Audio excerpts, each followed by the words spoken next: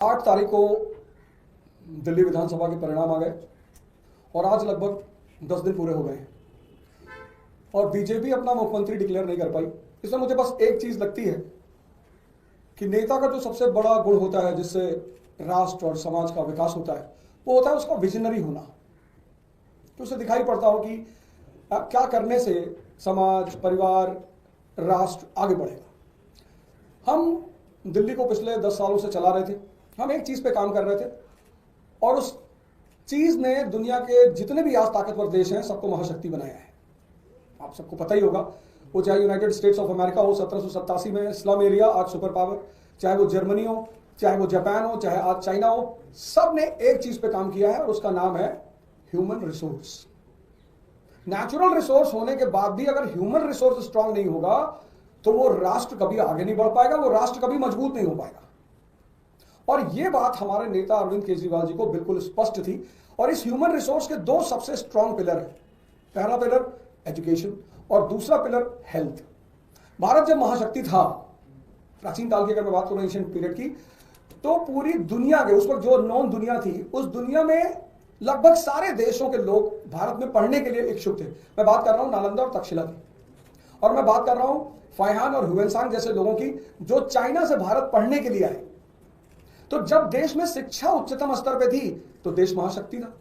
जब देश में चरक जैसे चिकित्सक थे, धन्वंतरी जैसे चिकित्सक थे, तो देश महाशक्ति था। इसी का फॉर्मूला उसको पता ही नहीं चल पा रहा है कि यार करना क्या है। भाई झगड़ा करना, दंगा कराना, लड़ाई करना, ये तो कोई भी कर ले, लेकिन राज्य चलाना और फिर राज्य को आगे लेके जाना, सरप्लस स्टेट का दर्जा दिलवाना। हमारी सीएम साहिबा अभी डिस्कस कर रही थी अपने बजट के बारे में। उन्होंने कहा दिल्ली स्टेट सरप्लस स्टेट का सरप्लस बजट का स्टेट है। तो मुझे ऐसा लगता है कि आज ये पार्टी जिसको जनता ने कहा कि इनके पास 48 सीट है, 48 में से एक आदमी इनको नहीं मिल रहा है जिसके पास केजरीवाल जी जैसा विजन हो कि नहीं हम इस विजन को और आगे बढ़ाएंगे, हम दिल्ली को आगे ले चलेंगे। इनकी ये नाकामी पूरी दिल्ली प्रदेश की जनता देख रही है। और ऐसा मुझे लगता है कि जहां तक इन्होंने कहा था कि 20 तारीख को हमारा मुख्यमंत्री शपथ लेगा, तो मुझे लगता है शायद 20 तारीख को भी नहीं ले पाएंगे, क्योंकि इस विकास धारा को आगे बढ़ाना और आगे चलाना वो हमारे नेता और हमारी पार्टी के ही बस में है। सर, आपको तो क्यों ऐसा लगता है कि बीजेपी अपना समय ले रही है? उनके पास अलग अलग नीति है, उसके लिए अलग स्ट्रक्चर है उनका इस पे निर्णय लेने का। तो आप लोग को क्यों इतनी जल्दी उनका जल्द से जल्द शपथ होना ही चाहिए? नहीं, जल्दी नहीं है। हमें किस बात की जल्दी? हम तो वो इतने सारी बातें कर रहे थे, नीति है तो आप लेकर आओ। 48 लोग आपके पास है, आपके पास 48 लोग हैं, आपको 40 में से एक आदमी निकालना है कि एक आदमी भाई हमें लीड कर रहा है। तो कम से कम दिल्ली की जनता को ये तो पता चले कि भाई ये इनका मुख्यमंत्री का चेहरा। अब तो इलेक्शन खत्म हो गया, इतना दिन वेट करने की क्या जरूरत है? अगर नीति है तो बताओ, अगर चेहरा है तो दिखाओ। अवध जी, आप पहली बार इलेक्शन लड़े थे, आप अपनी पॉलिटिक्स जारी रखेंगे आगे भी और पढ़ाई जो कराते हैं बच्चों? मैं पहली बार इलेक्शन लड़ा और 4 फ्रंट पर मेरी उपलब्धियां रही। आज भारत में मेरे पास एक विधानसभा है जिसमें 46,000 लोगों ने मेरे ऊपर विश्वास जताया। 46,000 लोगों ने मेरे पर विश्वास जताया। 500 कार्यकर्ता मेरे साथ जुड़े हुए हैं। और सबसे बड़ी बात, जो कांग्रेस के हमारे उम्मीदवार थे वहां पे, जो एक बार विधायक रहे, 2 बार पार्षद रहे, उनकी जमानत जब्त हो गई।